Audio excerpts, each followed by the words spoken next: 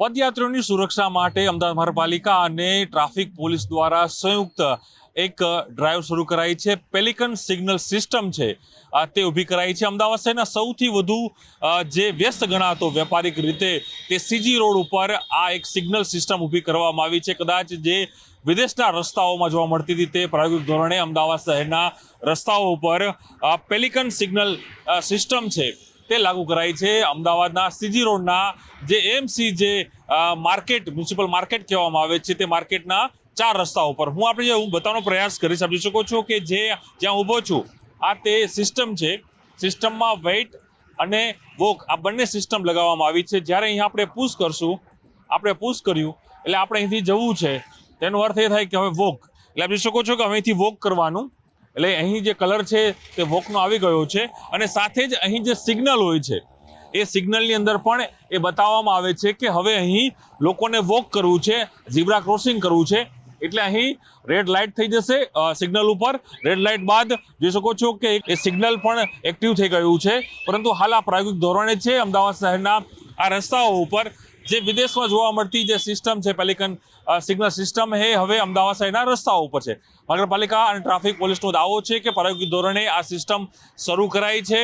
જ્યારે તેનો અનુભવ થશે, લોકો કઈ રીતે તેનો ઉપયોગ કરી રહ્યા છે, કારણ કે જ્યાં ઊભો છું આ સીજી રોડ ઉપર તે સૌથી વધુ વ્યસ્ત રોડ માનવામાં આવે છે। વાહનોથી માંડીને લોકો પણ ચાલતા હોય છે। જ્યારે તે લોકોને રોડ ક્રોસ કરવાનો હોય છે ત્યારે રોડ ક્રોસ કરવા માટે તેનું જવા માટે પરેશાની થતી હોય છે। તેથી જ તેના જ કારણે આ પ્રકારની આખી સિસ્ટમ છે પુશ બટન સાથે વેઇટ એન્ડ વોક આખી સિગ્નલ સિસ્ટમ પેલિકન સિસ્ટમ શરૂ કરાઈ છે। અને જો આ સફળ થશે, આ પ્રાયોગિક ધોરણે શરૂ કરાઈ છે, જો આ સફળ થશે તો ભવિષ્યમાં પણ અનેક જે 4 રસ્તાઓ છે, જે મુખ્ય માર્કેટો છે, ત્યાં આ પ્રકારની પેલિકન સિગ્નલ સિસ્ટમ છે તે લગાવવામાં આવશે। પરંતુ ચોક્કસ વિદેશના રસ્તાઓની અસર પણ, એટલે એની જે આબેહૂબ નકલ છે નગરપાલિકા આજે અહીં અમદાવાદના રસ્તાઓ પર કરી રહી છે।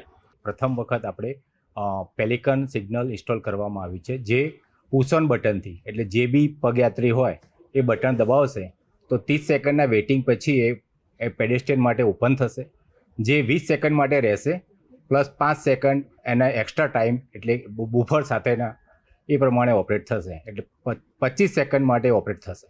ટ્રાફિક પોલીસ સાથે આપણે જોઈન્ટ સર્વે કરેલો કે ભાઈ કઈ જગ્યાએ, અને જે જગ્યાએ આપણે ઇન્સ્ટોલ કર્યું ત્યાં આપણે ખાણીપીણીનું બજાર છે, municipal market, Ahmedabad Shriji road પર મ્યુનિસિપલ માર્કેટ, કે જ્યાં પેડેસ્ટ્રિયનની સંખ્યા ખૂબ જ વધારે રહેતી હોય છે, એટલે આપણે એ પોઈન્ટ પહેલો સિલેક્ટ કરેલો છે ટ્રાયલ બેઝ માટે, કે જ્યાંથી એ જે બી પેડેસ્ટ્રિયન છે એની કાઉન્ટ, એટલે TCS ટ્રાફિક કાઉન્ટ સર્વે ઉપરથી આગળ ભવિષ્યમાં કેટલા સિગ્નલ કે ક્યાં ઊભા કરવા એ કન્સિડર કરી શકાય। સદર અત્યારે પ્રાયોગિક ધોરણે કરવામાં આવ્યું છે, એટલે નાગરિકોને પણ વિનંતી છે કે સ્ટોપ લાઇનમાં રેડ લાઇટ થાય ત્યારે વાહનો ઊભા રાખે, અને જેમ જેમ અવેરનેસ આવતી જશે એમ આ ઇમ્પ્લિમેન્ટેશન સારી રીતે થશે।